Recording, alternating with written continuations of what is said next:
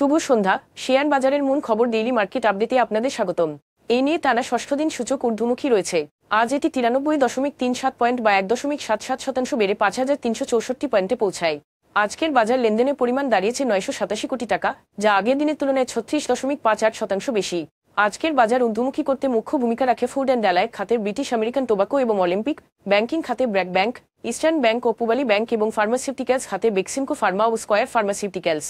খাতভিত্তিক return বিশ্লেষণে দেখা যায়, ফুড অ্যান্ড অ্যালাইড খাত সর্বোচ্চ 3.84% লাভ করে, আর টেলিকমিউনিকেশন খাত 2.87% লাভ করে দ্বিতীয় অবস্থানে থাকে। অন্যদিকে ইন্ডাস্ট্রিয়াল খাত আজ 0.25% মূল্য হারায়।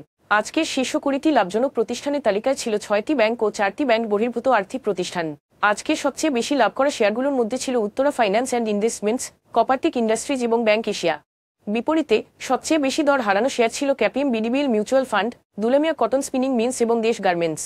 এই শেয়ারগুলোর মূল্য পরিবর্তনের ক্ষেত্রে কোনো মূল্য সংবেদনশীল তথ্য প্রকাশ করা হয়নি।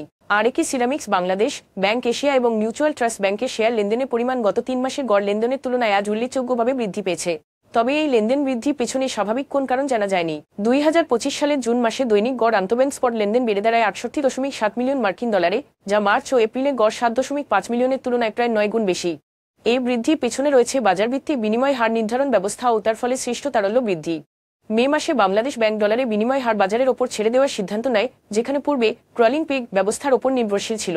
জুন মাসের শেষ দিকে ডলারে বিনিময় হার বেশ স্থিতিশীল ছিল। এর পেছনে মূল কারণগুলোর অন্যতম ছিল শক্তিশালী পেমেন্ট ব্যালেন্স, উচ্চ রপ্তানি ও রেমিটেন্স প্রবাহ এবং কম আমদানি ব্যয়, যা বাজারে আস্থা ফেরাতে সহায়তা করেছে। 2023-24 অর্থবছর পর্যন্ত শেষ 8 বছরে বাংলাদেশের অর্থনীতি 50% বেশি বৃদ্ধি পেয়েছে, যার মধ্য দিয়ে বিভিন্ন প্রধান খাতে উল্লেখযোগ্য অগ্রগতি লক্ষ্য করা গেছে। কিন্তু এই অর্থনৈতিক অগ্রগতির সঙ্গে তাল মিলিয়ে কর্মসংস্থান তেমন বাড়েনি। চাকরির সংখ্যা মাত্র 11% বৃদ্ধি পেয়েছে, যা একটি জবলেস গ্রোথ তথা চাকরিবিহীন প্রবৃদ্ধি পরিচায়ক। এই বৈপরীত্য স্পষ্টভাবে দেখায় যে কেবল বিদেশি প্রত্যক্ষ বিনিয়োগ এফডিআই দিয়ে দেশে কর্মসংস্থান সমস্যার সমাধান করা সম্ভব নয়।